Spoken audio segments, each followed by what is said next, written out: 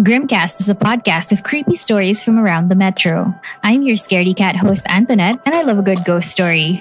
In this episode, we're talking to AJ Bakar. He is the artist and author behind webcomic Skate, a Filipino slice of life online comic available on Facebook, Instagram, and Twitter. Welcome to the show, AJ. Hi, hello. Thanks for having me.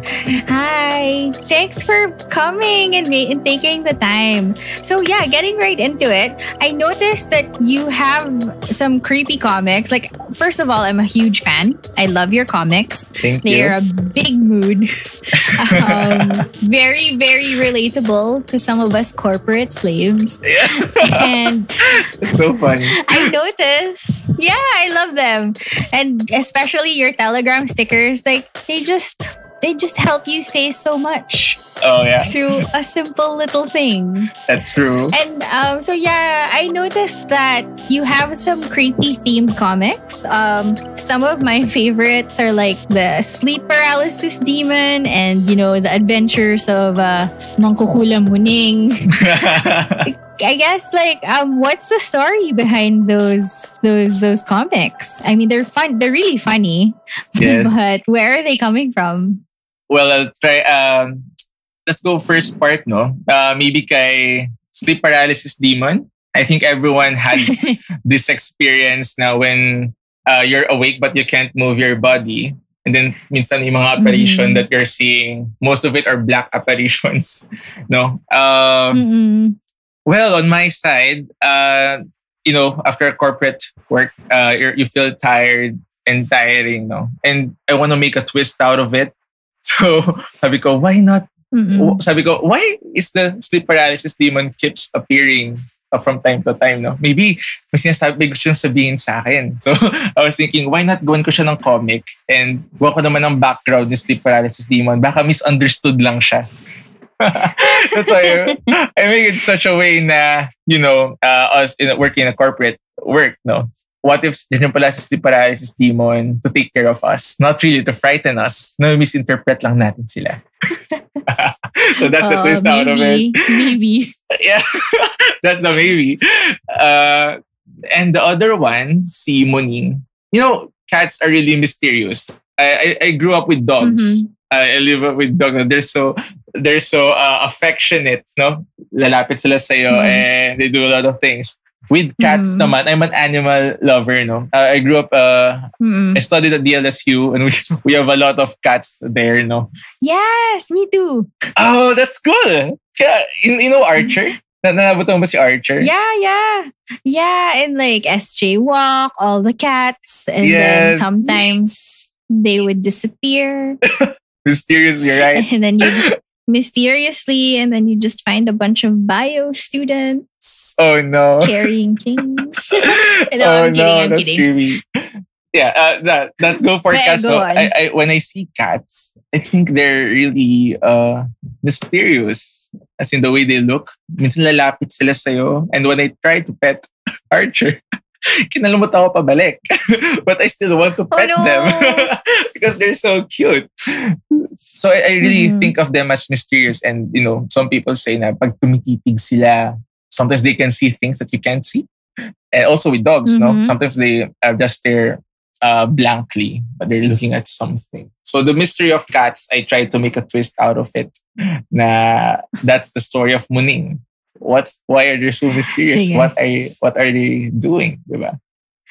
For our listeners who may not be familiar with Skate yet, so it's a slice of life comic, but then there are some comics like the one I mentioned about the sleep paralysis demon and Muning, which are a bit, let's say more creepy themed. And si Muning, her owners, always wonder where she goes. Parang after dark, parang nawawala na naman si Muning.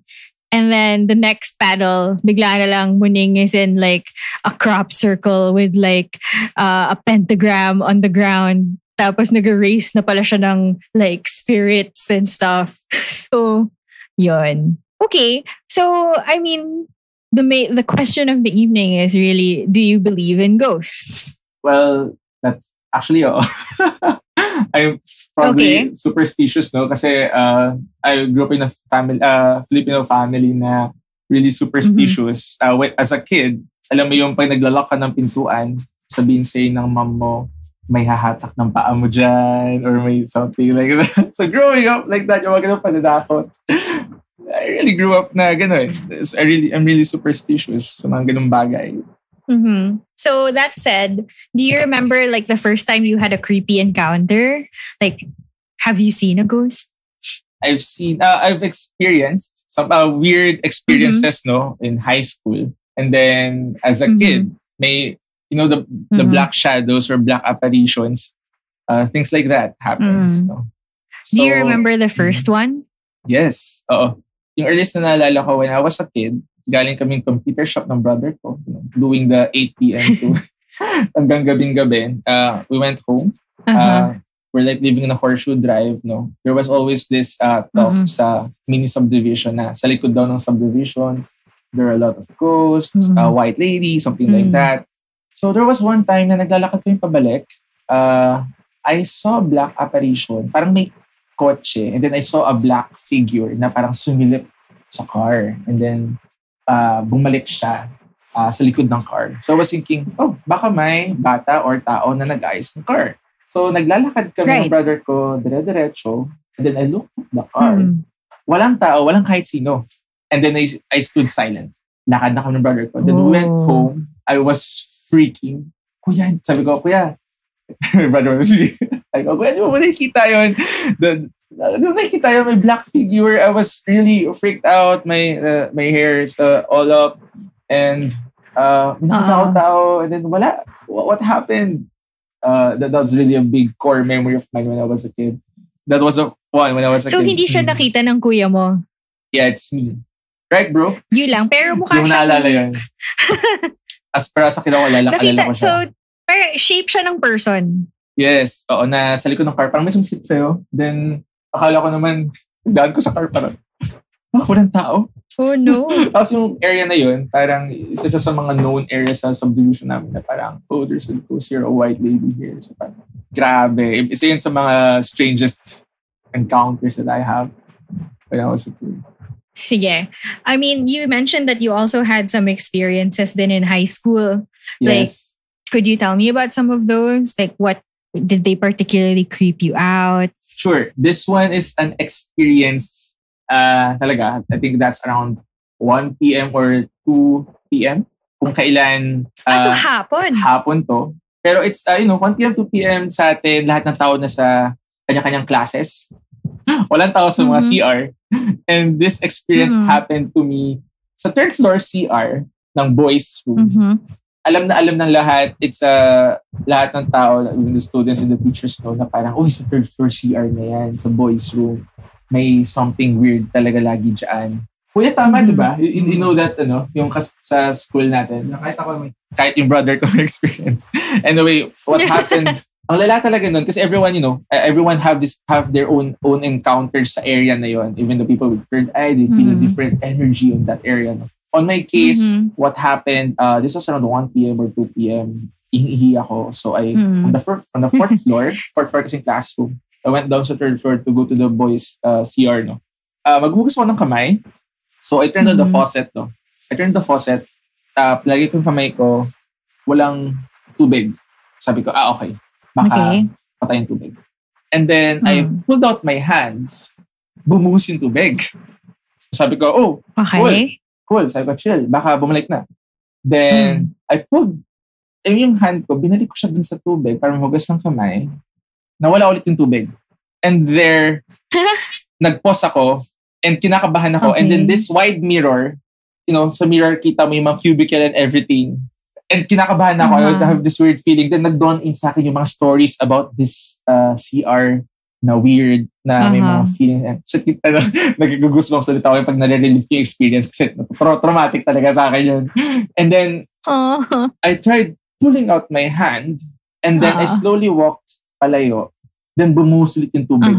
And then I ran out of that CR. As in, nag-rush ako ng takbo. Pumunta ako sa 4th floor and some of my friends, and nanginginig na naman ako. Sabi ko, grabe, nangyari sa akin. There was this weird experience. I think nagpapanik ako noon. As in, sabi ko, grabe. And then after that, never na ako nag-CR mag-isa sa NCR sa 3rd floor. Grabe, isa yun sa mga traumatic talaga. High school yun, So, bala na kahit hindi mo nasara yung tap. Iniwan ko yung faucet doon. Sabi ko, grabe, hindi ko babalikan yung faucet doon. Imagine, having that experience, parang sobrang, yung kamay mo, in, out, then the water's playing with you, parang, iiwasan kita ng tubig. Sabi ko. So, several times siya nangyari. Every time you'd put your hand sa ilalim ng faucet, magsa-stop siya. Tapos pag tinanggal mo, magsa-start ulit yung water. Yes, that's what happened. I placed my hand there, inanot yung faucet, walang tubig. Nilayo ko, bumuhos, then binalik ko, nawala. Paused some seconds. I stared at the glass, shit my something back. And then I walked palabas, dahan-dahan, then bumuhos ulit yung tubig. Then I ran out. Sabi ko, ako incidents. Tapos taas na lahat ng balahibo mo. Oo, kahit yung ganap na real experience, kilabutan na naman ako. Parang ano ba naman yan? Nakakatakot yun, grabe yan. So, I mean, that was high school. Did you have any other experiences then? There were sometimes sa subdivision naman. But this is interesting experience kasi I have friends na may third eye. I have one friend na may third eye. This was around Christmas, no? Christmas time to, may parang binguhan sa subdivision. So sa likod ng subdivision, at yung place ng subdivision namin, maraming creepy story. And dun daw sa pinakalikod ng subdivision, nandun daw yung mga ghosts sa puno and everything.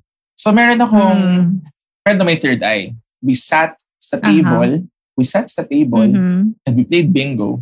And while playing bingo, itong friend ko na to, hindi makatingin sa akin. She's saying na, Kuya AJ, sa likod mo, parang may babae. Shoo, shoo, shoo, shoo. Ginagano niya, shoo, shoo. Tapos ako parang, baka naman good vibes to. Baka naman papaswerte to sa bingo natin. But what's the fun?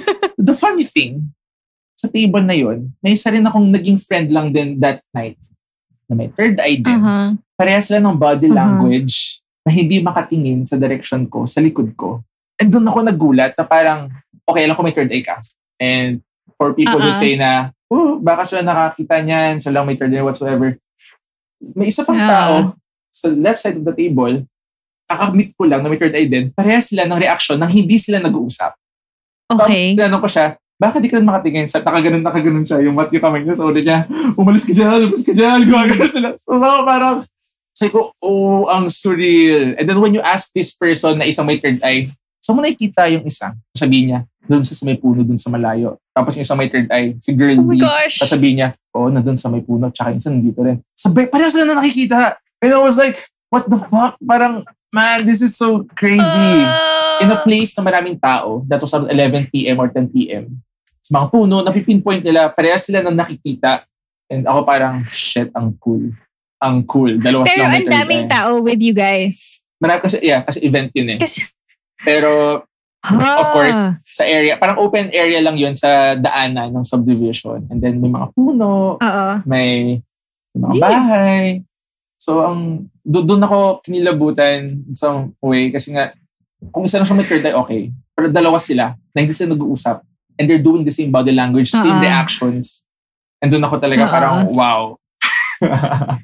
Anong sinabi nila? Parang nandun lang daw yung nakikita nila, gumagalaw, nagpapapansin, nakatayo lang daw doon, nakatingin sa amin, sa likod ko. And they have this own, they had this thing, no, na sabi nila, when you talk about ghosts, the more you talk about ghosts, the more they come near you.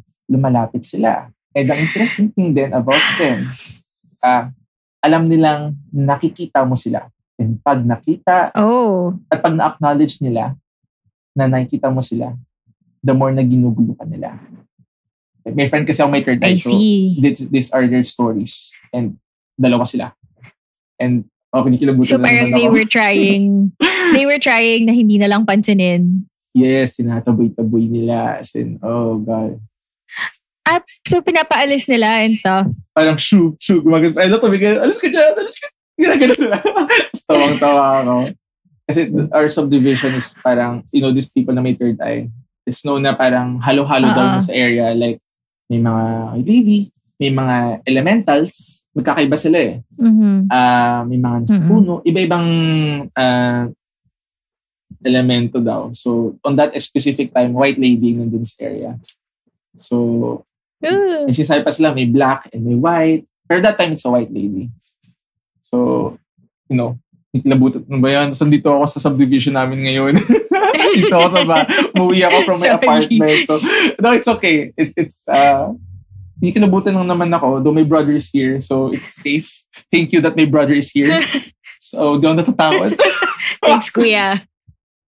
Grabe talaga. Sige, so I mean, I guess, siguro because you said na ang daming kwento dyan sa subdivision mo, have you heard or it's either have you experienced or have you heard about any particular story na parang sobrang creepy talaga na parang, hindi na to nakakatuwa? May one time, may kasambahay kami na parang alam to ng kuya ko, my brother's here, nag-pack na siya and everything ng gamit niya labas. I was a kid. I think elementary or high school, elementary, grade 5, I forgot. Nagpapak na siya. So, umiikot na siya kasi horseshoe drive kami. So, umikot siya. So, dinaan niya yung likod ng subdivision. Then, nagbuhat kami one time, tumatakbo siya pabalik. Nagra-rush siya pabalik. Tapos, pawis sa kinakabahan and everything. Hindi niya daling gamit, naiwan niya yung gamit niya. Nakasalubong daw siya ng lumulutang na babae. And on that same place, kung saan niya nakasalubong, years after, doon ko kinukwento kung saan kami nagbingo na may babae sa likod ko. That same area. So, parang that area... Lumulutang na babae. Yes. So, that same area, kung saan na-experience ang kasambahay namin when I was a kid, that's the same area. When I was in high school, we're doing bingo. Nandun din yung area na yun. May babae, na lumulutang. So, matagal old soul na siya. I was okay that time na nagpapanik yung kasambahay namin na nakita ako dito and we called the guards and everything. Iniwan niya yung gamit niya doon sa area. So as in, paalis na siya? As in, paalis na siya nung subdivision? Parang mag-move on na siya? Yes. And then... Tapos, dinrap niya lang lahat ng gamit niya, iniwan niya doon. Bumalik siya sa bahay. Oo. Kasi may nakita siya, may nakasalubong siya na lumulutang na. Gabi ba yun? Gabi ba siya? Gabi. I think, anong oras yun kuya? Mga 7 ba yun or 8? Around that time, 7 or 8. So, but not so late. Kasi di ko sure kung may pinipili ba silang oras. Kasi nandyan lang. Kasi sa experience ko sa high school, mag-isa lang kasi ako eh. Maybe they're picking na isolated ka. So I'm not sure. Maybe. Weird, I don't know. Maybe. Ang weird ng mga experiences. Sige, so parang after nun, so syempre like high school, and we just found out na we went to the same college pala. Meron ka bang mga na-experience doon? Kasi marami doon. Marami daw doon. Pero ako kasi, maraming mga takot, when I was in college na, maraming mga takutan. Especially they call the Mutian Marie. Oh my God. No, dude, that building is so creepy. Can you tell me some stories? Okay, I don't have a specific experience during that time. Do you have your experience? Well, I have a story about Mutian Marie.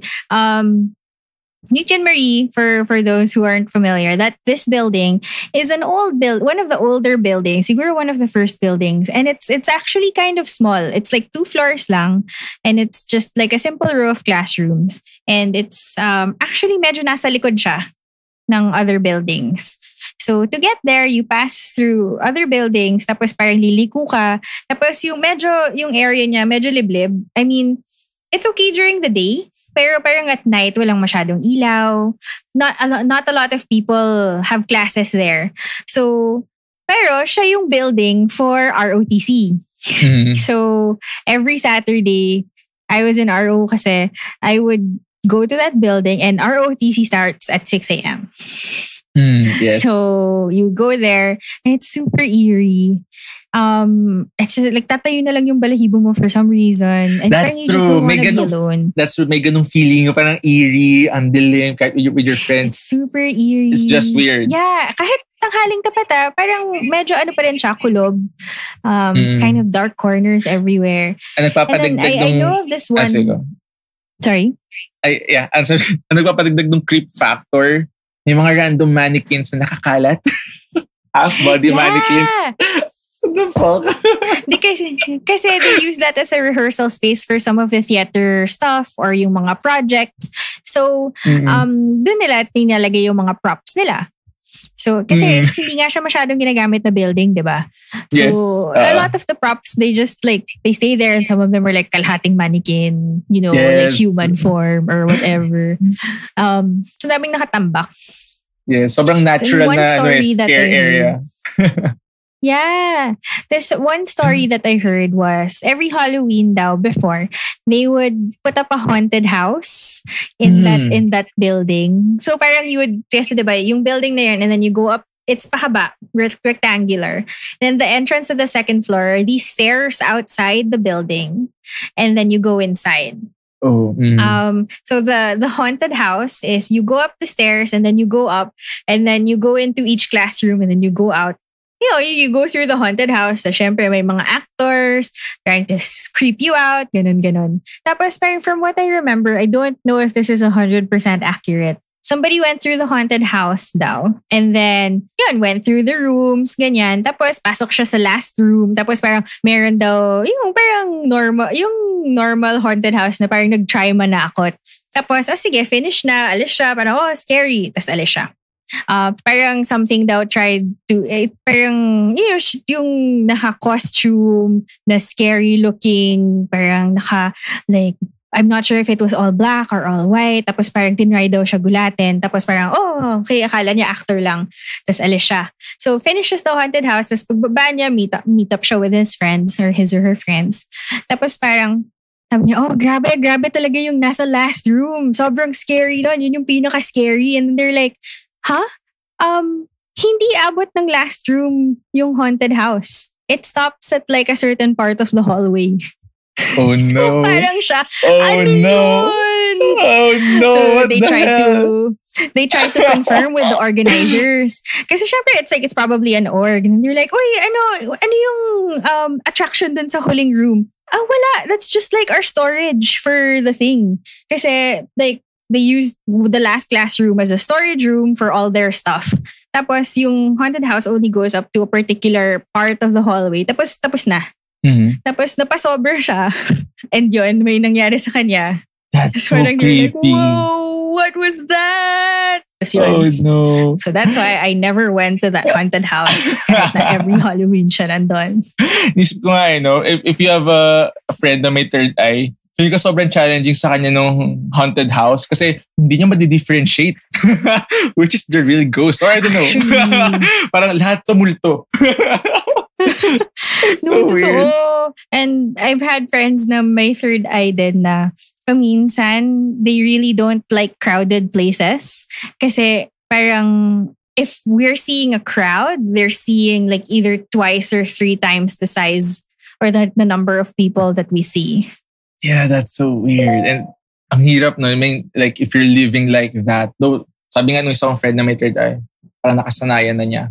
Parang from time to time, may surprise scare, may makakasalubong siya, may makaka-eye to eye siya. Minsan pagising mo, naka-surprise na sa face mo. Especially that. She had a lot of encounters. Minsan pag naliligo siya, then nakatayo lang sa tabi niya. Imagine, no? Hassle! Kinikilabutan ako kasi whenever, bakit naman having those, habang naliligo? Wag naman. I think she was, ang weird kasi this friend of mine, no, nag-ibang bansa siya. Kasi kaya ko sa kanya, yung mga weird, pinaka-weirdest mo. Kinikilabutan ako ng telling. I was in college, nung kakwentuhan ko siya, no. Sabi niya, pumunta sa ibang bansa, pinaka-weird daw, habang naliligo siya, may weird, sobrang deformed face, sobrang creepy. Na naliligo siya, pagtingin niya sa tabi niya, may nakatitig sa kanya, sobrang deformed face na kakaiba. And pumikit lang siya all throughout. And imagine, no, naliligo ka and someone just right beside you. Imagine that Your friend's really brave, ha? Yes. No, hindi ko lang muna lang. This friend of mine, siya yung may third eye and like ko siyang kasama. It's a family friend. Kaya I have a lot of, this kind of supernatural stories. Okay, so what is the scariest story you've ever heard from this friend? Well, sa bahay, which is, I'm here. Dalawa yung story sa bahay. From time to time, sabi nga niya, may mga pumapasok na naglalaro kasi katapat namin yung park. So, marami daw spirits sa park. And medyo abandoned park na siya. May mga puno din na malalaki. From time to time, may mga pumapasok. Sabi niya, don't worry, they're playful. sabi ko, why did you tell that to me? May times na mag-isa lang ako sa bahay. O iisip siya mag-play siya sa mind ko. And you know what? The fact that I'm telling this story and I'm talking about it, pumapasok sa isip ko yung, when you talk about them, they come near. Oh no! Thank you, brother, that you're here. You're saving my life. I'm so Thanks, creeped Kuya. out. Thank you, Kuya. Pag ko na umalis, sabay-sabay tayong magdi-dinner, ha? Kaya mo na iwan dito. Ay, nako. Sige. So, I mean, do you have any siguro experiences na medyo mas recent na parang medyo na pa, ano kaya yun? Yeah, recent Medyo one. weird, creepy.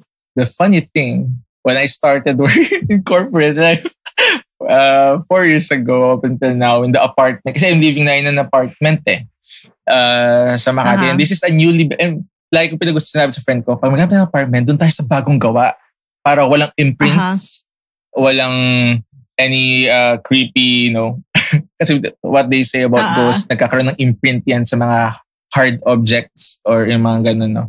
So doon ako sa bagong gawa. So ever since, I'm living a happy life. Happy life talaga. Ang stress ko na lang is, the stress from work. Then habang nag-work, so far wala naman nang bubulabog sa akin na ghost while working. So I'm very happy and thankful. That's not happening to me anymore. Tsaka yung building na pinagtatrabuhan ko is newly built lang din. In BGC, it's newly built. So everything's newly built. I can, relax. Inhale, exhale. Walang old, cursed objects around me. I don't know. So you're really lucky, Ang daming so mga happy, scary stories kasi na nasa office. I'm also working in a newly built building. Like, it's so new that the company I work for was the first tenant. Oh, that's cool. Swerte na Pero din. for some reason, kasi mahilig kasi akong mag-OT before all this lockdown quarantine, Hanash.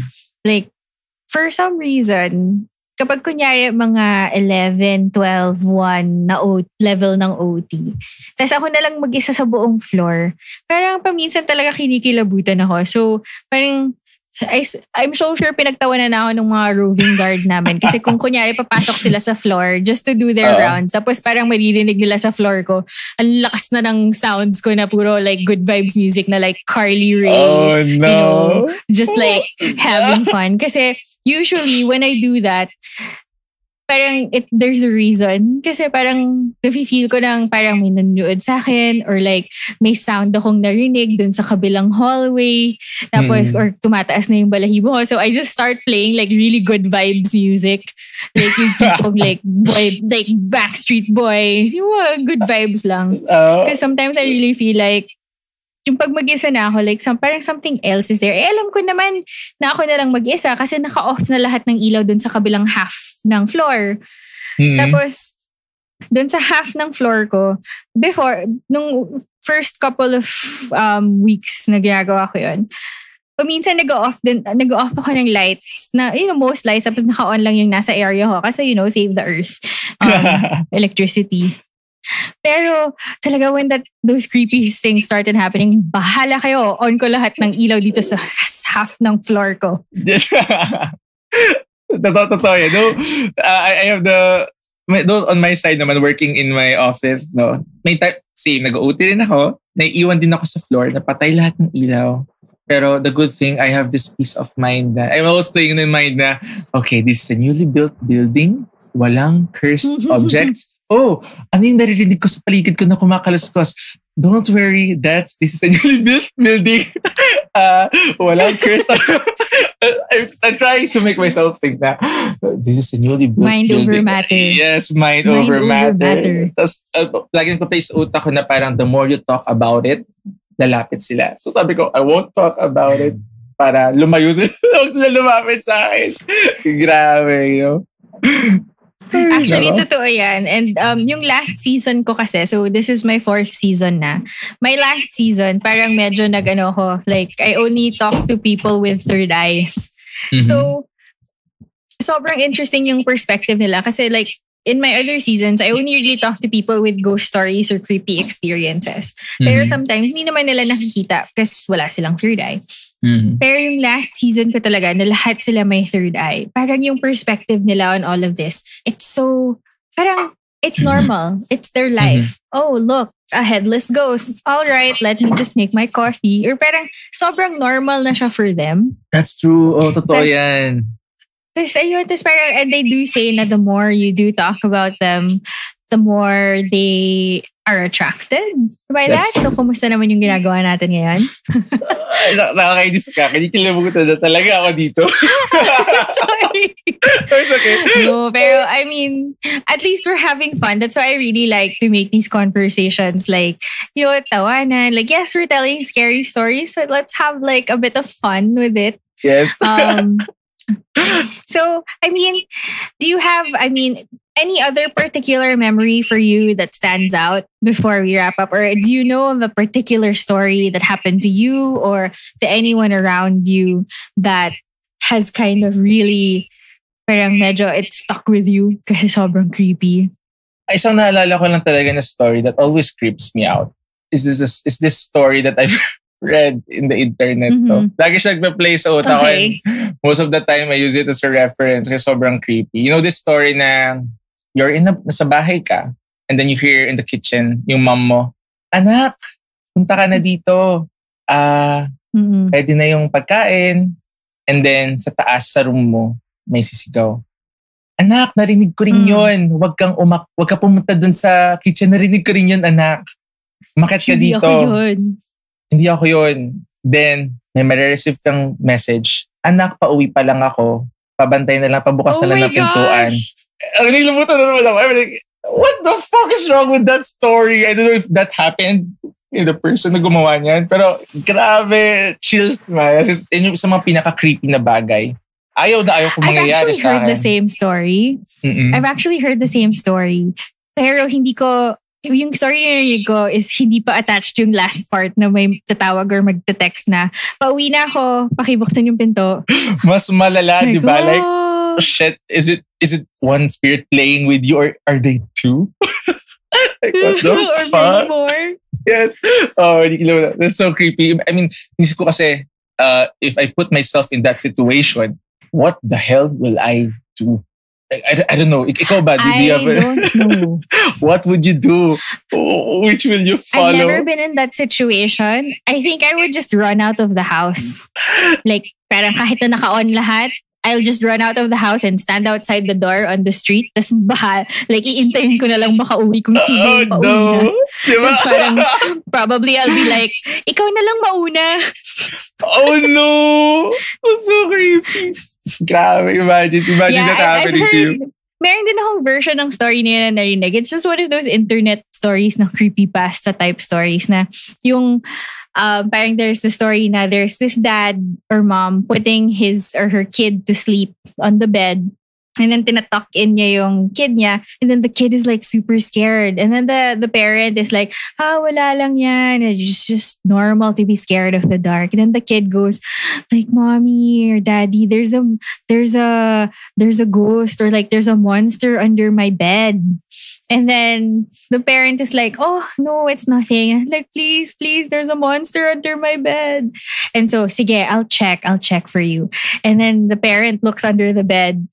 And what they see staring back at them is actually the kid hiding under the bed going, Mommy, there's a monster on my bed.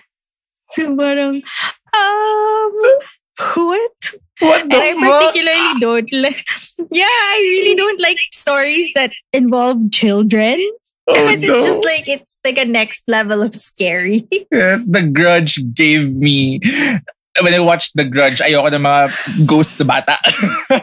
Oh no. Actually, I haven't seen The Grudge, but I've only seen one part of The Grudge, which is the shampoo scene. Yung parang shampoo din siya nung mumu. Tapos parang ako, okay, I can't watch this movie. I need to shower in peace. 1 week kaming hindi 1 week akong hindi nagsara ng CR pag naliligo. When I was a kid when I watched it and I don't close the door and I turn all the lights most of the time. Actually, you know, the funny thing that I have a greatest, sobrang laki ng fear ko sa dark. Whenever I sleep, I always leave a light open. I never sleep fully dark. Me also! Unless may kasama ako sa room. Hindi ko siya kaya. Kung wala akong kasama sa Kahit room, na, hindi ko pa rin siya kaya. I need to open the lights or I'll freak out. Hindi ko siya kaya. Until now, especially that I live in my own place na rin. There's always a light that's on. Usually yung either nasa bathroom or nasa my door. Parang night light lang siya, tapos never ko siyang pinapatay. Yes. Kahit na like I'm not at home. Tama, same. Ako rin, and there's this I know this is gonna sound really stupid, but I have in high school, we lived in our ancestral house pa, so it's an old house. I remember, so yung bathroom namin, when you go in front of the door is already the sink.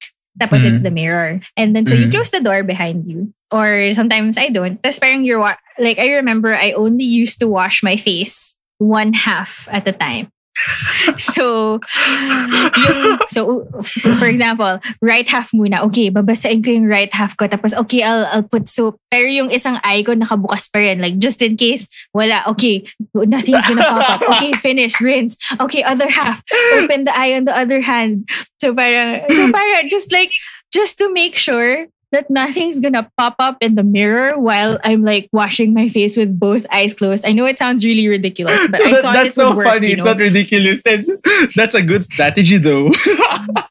Diba? That's a good strategy. As if naman, kung may mumu talaga, pipiliin nila na, naka-close na yung mata niya. Sige, go.